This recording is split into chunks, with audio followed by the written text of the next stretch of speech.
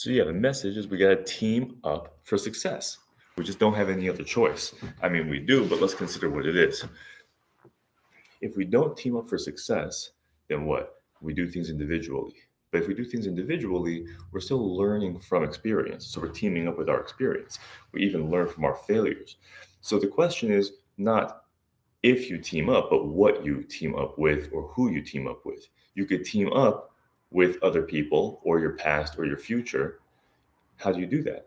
You team up with your future by looking at what it's going to be like, planning for it, putting energy into the vision of your future.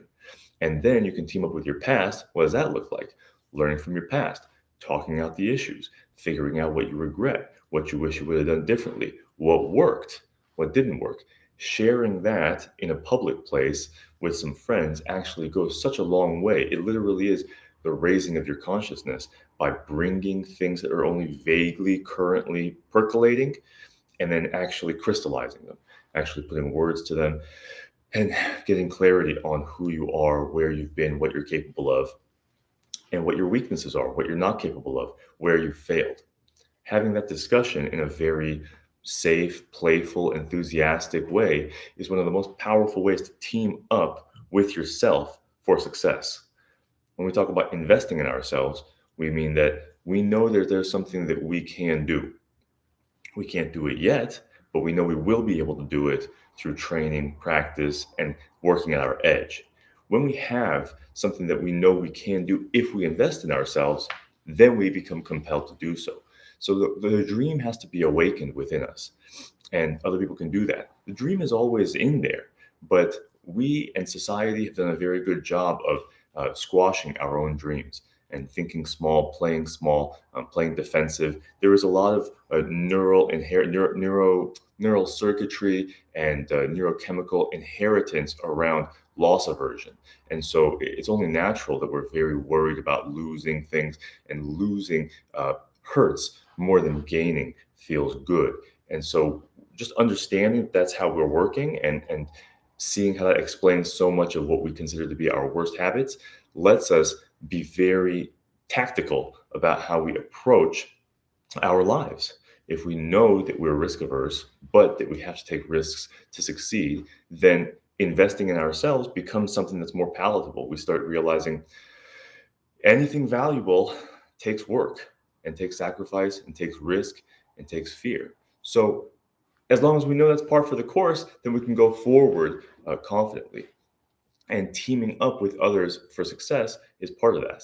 Part of why we don't team up with others is because we don't have confidence in them, or we don't have confidence in their agenda. So if you're going to share something with someone, what you want in life, what you don't want in life, what your ambitions are, what you're capable of, and what you're not capable of, that person has to be so secure in themselves that when you tell them your dreams or you tell them your fears, they stay centered and equipoised, that they don't get triggered by what you're saying and either change the subject or squash your dreams. That is the thing that most people do. If you share your strengths with someone, with most people, um, speaking from personal experience, uh, the best ones will either confirm or deny those strengths. And if you share your weaknesses, people will also be able to think with you and hold space with you about how your current weaknesses are holding you back and what to do to get over them. But we don't meet a lot of people like that. I know people who are supportive and encouraging and honest and ambitious and adult are rare. Most people, most of us, most of the time are like children. We get very uncomfortable around certain of the most important conversations, including the ones around success, money, failure. These things are like taboo to discuss. A person can't just come out and say, I want money, power, and success, because that makes other people very uncomfortable. And so that's what we're doing here. We're destigmatizing these very important issues, and life and death, right? Life and death really are, they sort of hang in the balance of all these questions. And we don't want to talk about that. We're very uncomfortable around sickness and around poverty and around sort of the unforgiving nature of the universe. But that's what this conversation is about.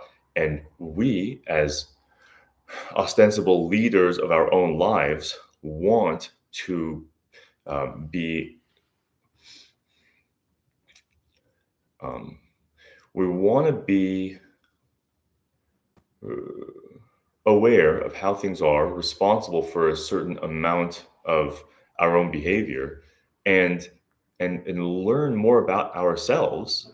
We want to learn more about ourselves and how things work, so that we have a better grasp of things, and that is best done together. Other people see me in a way that I cannot see myself. And so I've learned throughout my life to leverage that, to care what other people think. You know, a lot of people talk about getting successful by not caring what other people think. That has not been the case for me. All of my success, any of my ambitions and achievements have been largely guided by peer pressure, right? Caring what other people think, caring what the right people think, can make a big difference in your life, because the people around you who are when is this even recording?